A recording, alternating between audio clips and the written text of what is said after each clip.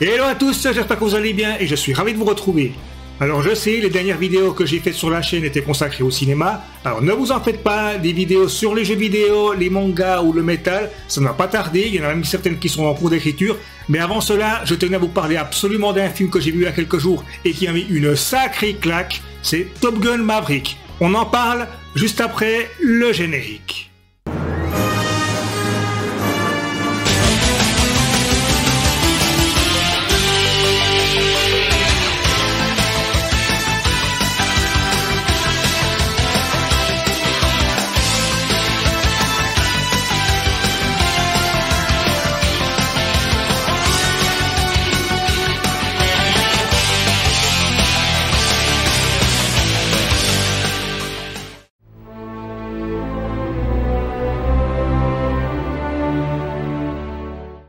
Alors, je suis sûr que pour les moins de 20 ans, Top Gun, ça ne parle absolument pas. Mais pour les gens qui sont dans leur quarantaine, ce qui est mon cas, c'est clair que c'est un film qui nous a marqué quand on était plus jeune. Donc moi, je me rappelle la première fois que j'avais vu ça, donc c'était à la télévision. J'avais pas encore mué, donc c'est juste pour vous situer. Donc, il était passé, je crois que c'était sur la 5. Alors bon, le truc très bien shooté, une esthétique très bien travaillée. Les scènes acrobatiques avec les avions étaient vraiment géniales. Et puis bon, il y avait une bande son rock aussi qui envoyait du lourd. Alors moi, franchement, j'avais vu ce film, j'avais été emballé, j'avais trouvé ça génial. Et puis quelques années plus tard, j'ai revu Top Gun, et puis là, j'étais beaucoup plus mitigé. Donc oui, le film était très bien réalisé, là, il n'y a rien à dire. Tony Scott, il a fait un excellent boulot. Il y a même une espèce d'esthétique clipesque 80s qui fait tout son charme à ce film. Les scènes avec les avions donc sont impressionnantes, même encore de nos jours. Et puis la bande son très rock, elle est juste géniale. Mais pour le reste, on navigue quand même pas très loin du navet, parce qu'on a quand même des personnages stéréotypés au possible, un scénario qui tient sur un timbre-poste, des dialogues clichés. En plus, c'est un film à la gloire de l'US Air Force.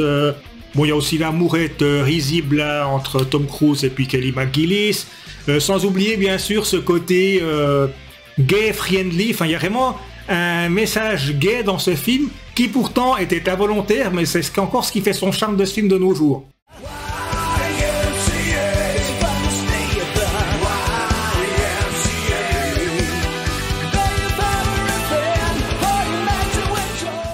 Top Gun de nos jours, on peut encore le regarder, mais c'est pas non plus un chef-d'œuvre. À la limite, s'il n'y a rien d'autre à regarder à la télé, ça passe.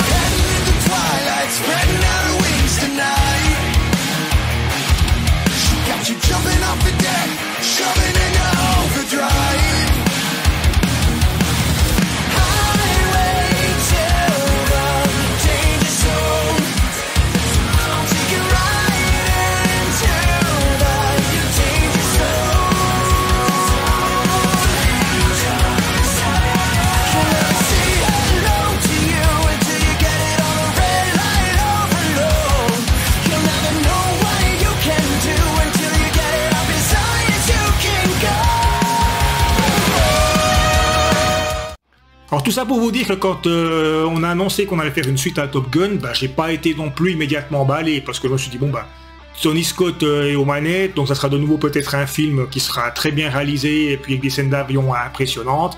Mais pour le reste, qu'est-ce qu'on risque pas de nous refaire un truc plat au possible comme c'était dans le premier film?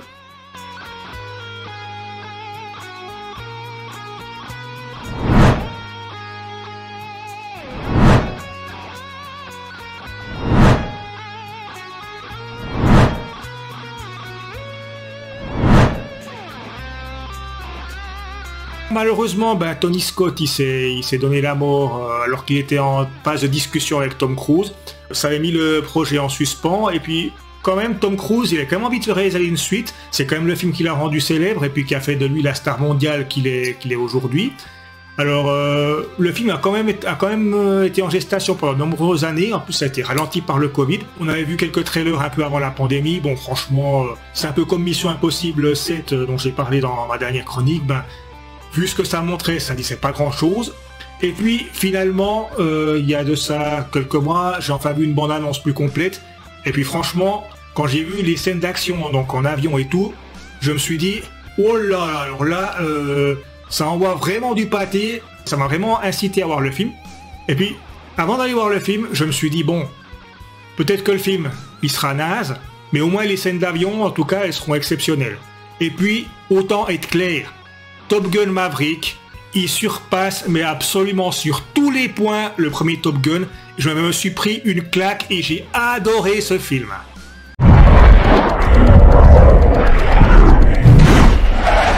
Les meilleurs pilotes au monde. Qui pourrait bien être notre instructeur?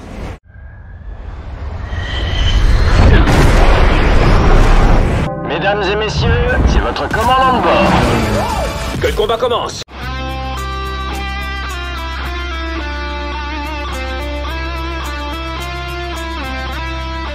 C'est quoi Top Gun Maverick? En fait, ça se passe 36 ans après le premier volet. Donc on retrouve Maverick qui est devenu pilote d'essai pour des prototypes. Ils sont en concurrence entre soit développer un avion qui arrive à aller à Mach 10, soit laisser tomber le projet et puis mettre tout leur argent sur des drones où il n'y a pas de pilote. Alors qu'ils doivent normalement cesser les essais, Maverick il décide quand même de prendre l'avion. Il arrive à atteindre l'objectif qui était fixé. Mais comme il a désobéi à un ordre, le colonel, donc interprété par Ed Harris, décide d'envoyer Maverick à Top Gun pour former donc des pilotes qui sont parmi la crème de la crème, mais pour accomplir une mission extrêmement périlleuse afin de détruire un stock d'armes nucléaires. Alors, juste pour préciser, on ne cite jamais quel est le pays, mais disons, quand on pense nucléaire et puis qu'on voit quand même des montagnes avec de la neige, disons... Penser à la Russie, disons, c'est jamais dit, mais c'est fortement sous-entendu. Voilà, on va dire la chose comme ça. Alors oui, le scénario du film est simple, mais c'est pas non plus comme sur un timbre-poste comme sur l'autre. Et puis quand même, ça a été nettement plus développé que dans le premier. On me dira que c'était pas difficile, mais il y a quand même cet effort qui a été fait.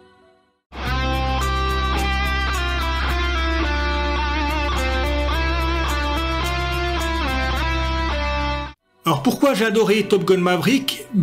C'est pour plusieurs raisons. Alors plutôt que d'expliquer point par point, je vais essayer de faire un melting pot et puis de tout vous exposer. Donc déjà, il faut savoir que c'est un film qui respire les films d'action des années 80 tout en étant très actuel. Ce que je veux dire par là, c'est notamment comment le film est construit. Donc déjà, c'est un film un petit peu comme on faisait dans les années 80, donc c'est-à-dire qu'il y a une scène d'action, ensuite exposition, développement de personnages, scène d'action, développement de personnages, encore une scène d'action, développement de personnage, et puis enfin, les dernières 20 ou 30 minutes où ça devient vraiment la grosse scène d'action épique et tout. Ça, vraiment, c'est quelque chose qu'on ne retrouve plus forcément maintenant, et puis ça, dans le film, il respecte très bien cela.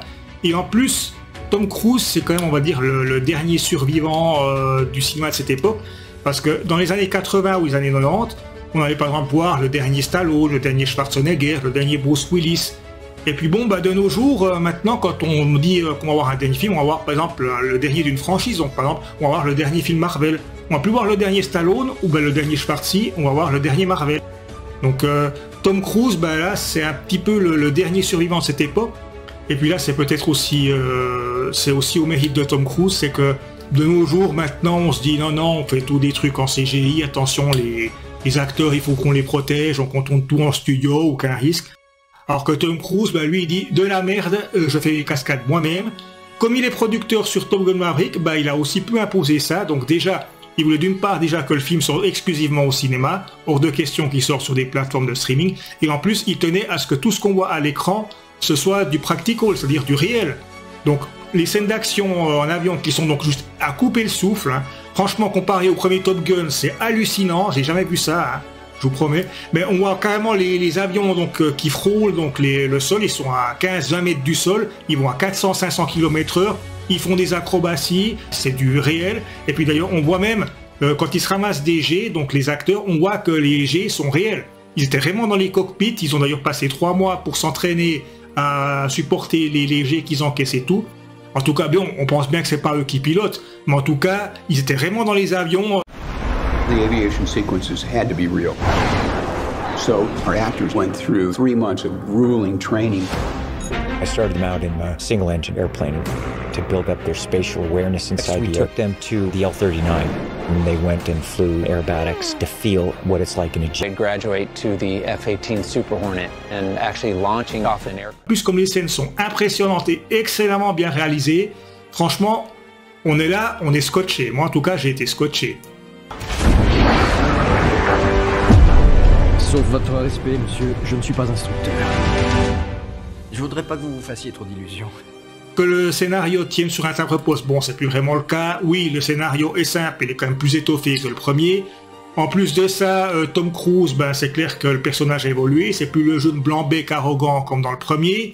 On sent qu'il a aussi des failles, notamment d'avoir perdu donc son pote Goose. D'autant plus que, comme par hasard, il y a son fils qui est aussi pilote de l'air, il va devoir le former. Ce qui va faire qu'il y aura des tensions entre eux. D'un autre côté, on découvre aussi l'histoire d'amour qu'il a eue avec une jeune femme qui est sur place. Donc c'est pas Kelly McGillis, c'est donc interprété par Jennifer Connelly. C'est un peu un passage de témoin fin d'une époque aussi. C'est peut-être pour ça aussi que je dis que le film rappelle un peu les années 80, parce que dans le film, on n'arrête pas à dire à Tom Cruise que lui, il fait partie du passé, que maintenant on va investir dans les drones, on n'a plus besoin des pilotes, etc. Ce qui donne un peu aussi ce côté nostalgique au film des années 80, puisque le film quand même, il baigne dans... Enfin, c'est l'esprit années 80, on va dire. Je sais pas comment l'expliquer, parce que le film il est quand même moderne. C'est quand même un film, quand on le regarde maintenant, qui fait quand même réaliser en 2022. Mais il y a vraiment ce côté années 80, ça se ressent. Et puis en plus, le film, bien entendu, il n'hésite pas à nous... Enfin, je veux dire, le fanservice, il est présent. Déjà... Rien que les 5 premières minutes, alors c'est simple, l'intro c'est exactement la même que dans le premier Top Gun, donc on voit aussi des avions sur un porte-avions, en phase de décollage, etc. Et en plus, et puis moi qui adore ces musiques, on nous sert déjà l'hymne de Top Gun, vous savez, le... Et puis juste après, qu'est-ce qu'on nous met? Danger Zone, mais j'adore ce morceau, moi bordel. Danger Zone, quoi, mais... Bon, bien sûr, le côté nostalgique était en moi, rien que les 5 premières minutes, j'étais déjà embarqué, parce qu'on nous refait une intro qui ressemble à celle donc, du premier, donc c'est au sec des avions, bon, c'est modernisé bien entendu, et en plus on nous met 2 musiques mythiques du premier Top Gun, j'étais déjà là, j'étais embarqué, le fanservice ne s'arrête pas là.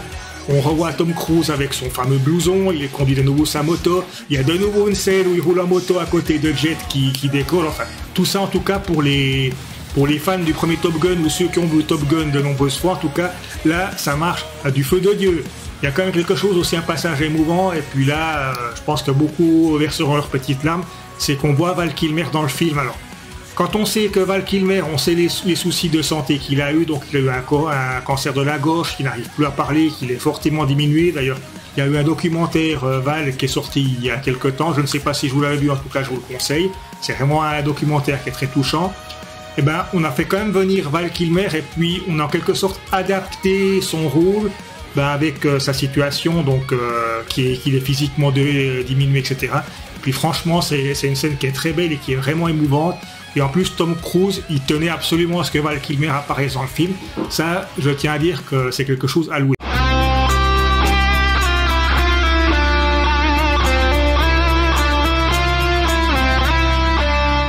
Maintenant, ce qui s'est passé avec le film, c'est que on voit le début, donc on voit déjà les premières scènes avec les avions. On se dit, oh là là, oh putain. Parce qu'alors là, ça envoie vraiment du lourd, déjà les premières. Donc là, je parle de la première moitié du film. Déjà là, on se dit, ça n'a déjà plus rien à voir avec le premier Top Gun. Là, c'est pas un palier qu'on a franchi, c'est 3 au-dessus. Franchement, il n'y a aucun film, jusqu'à présent, j'ai vu aucun film où il y a vraiment des scènes d'action aussi dingues. Il y a quand même une sorte de réalisme qui apparaît là-dedans. Peut-être aussi parce que c'est réel. C'est pas de ces conneries comme Fast and Furious, où moi, je pouffe de rire chaque fois que je vois certaines scènes. Vous savez, notamment Fast and Furious 7, quand il y a l'hélicoptère qui explose, Parce que Vin Diesel, alors que la voiture était en vol, il arrive à poser comme une guirlande des bombes sur l'hélicoptère. Donc il arrive à sauter là. Ou bien aussi, il croit qu'il est dans les Chevaliers du Zodiac parce que Vin Diesel donne un coup de pied sur le sol. Boum. Qu'est-ce qui se passe? Boum. Un étage d'un parking qui s'écroule. Les Chevaliers du Zodiac s'en vont toujours à l'attaque en chantant une chanson bien haut. C'est la chanson des héros. Alors moi franchement, bon, je pourrais continuer, mais bon, on parle pas de Fast and Furious. Là, je parle de Top Gun. Et là, franchement, les scènes sont vraiment à couper le souffle parce que justement, ils doivent s'entraîner pour faire une mission qui est extrêmement périlleuse. Donc, ils doivent normalement, la mission, c'est donc de pouvoir passer sous les radars, de s'engouffrer dans un canyon donc en zigzag. Ensuite, de devoir grimper une montagne très élevée, de replonger à pic pour balancer un silo, de devoir remonter, passer la montagne et puis pouvoir donc s'enfuir sans se faire intercepter. Donc, quand on les voit s'entraîner pour cette mission, bah, c'est spectaculaire. Arrive à peu près la moitié du film, donc l'entracte.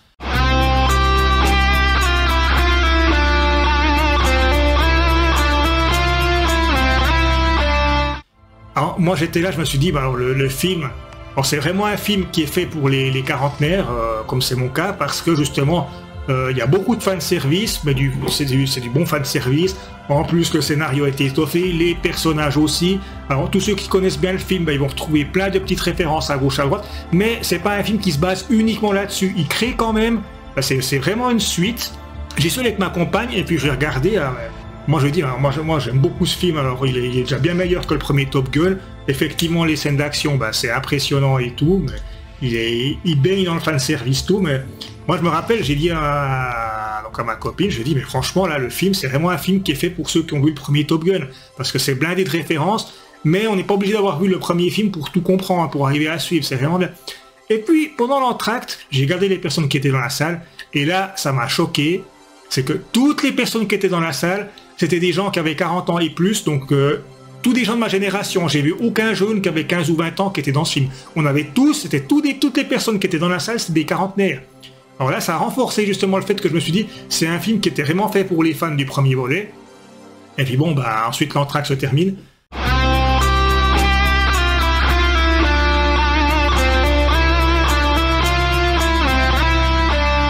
Commence la deuxième partie, et alors là, oh putain! Alors là, je crois que si je dois dire un mot, c'était juste jubilatoire, quoi, parce que bien entendu, cette fois, on arrive au bout de la formation, et puis ils doivent partir en mission. Et alors là, si vous trouviez que donc les scènes d'action dans le premier Top Gun, quand ils doivent donc partir, ce qui se passe dans les 20 dernières minutes, si vous trouviez que là c'était déjà spectaculaire, alors là, j'ai été sur le cul, j'ai été scotché, je vais être croché à mon fauteuil. Non mais là, c'était vraiment du jamais vu. Mais j'ai adoré, quoi. Franchement, là, en plus, voir ça sur grand écran avec le son des avions, les images, les scènes vraiment impressionnantes, il n'y a aucun temps mort, ça reste lisible, on voit des scènes hallucinantes, surtout quand on voit aussi les images qu'il y avait donc une espèce de making-of qu'on peut trouver sur YouTube, on voit que ces scènes, c'est pas du chiquet, ça a vraiment été fait, et puis ils ont vraiment pris d'énormes risques pour faire ces scènes.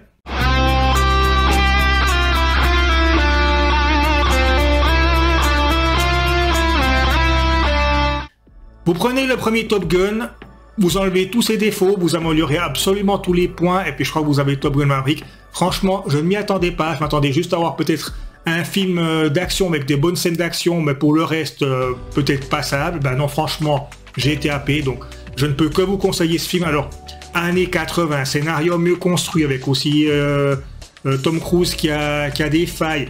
Encore, en quelque sorte, ce passage de flambeau, parce qu'on sent bien que c'est un peu un des derniers films qui sera fait dans cette veine, film d'action des 80. Que les scènes d'action sont à couper le souffle, c'est vraiment du jamais vu, j'étais scotché. C'est jubilatoire, la dernière demi-heure, franchement, j'étais collé à mon siège. C'était juste exceptionnel, ce qu'on voit à l'écran. En plus de ça, ils ont repris les musiques du Top Gun original. Donc, moi, j'entends l'hymne de Top Gun ou bien Danger Zone. Moi, tout de suite, j'étais embarqué. Par contre, il n'y a pas la chanson Berlin, vous savez... Take my breath away. Vous savez, la chanson d'Amiello à toute épreuve. Ça, je les remercie de l'avoir reprise. Alors, je ne sais pas si c'est pour toutes ces raisons, En tout cas, moi, j'ai adoré ce film, je me suis pris une bonne claque. Et puis peut-être que vous allez trouver que ma note, elle est exagérée, mais moi, franchement, je vais lui mettre une note de 4,5 sur 5. Donc 4 étoiles et demie sur 5. Si vous êtes de ma génération, donc années 40 ans et plus, et puis que le premier Top Gun, il vous sort pas par les trous de nez, mais courez voir ce film, franchement, il est meilleur sur absolument tous les points.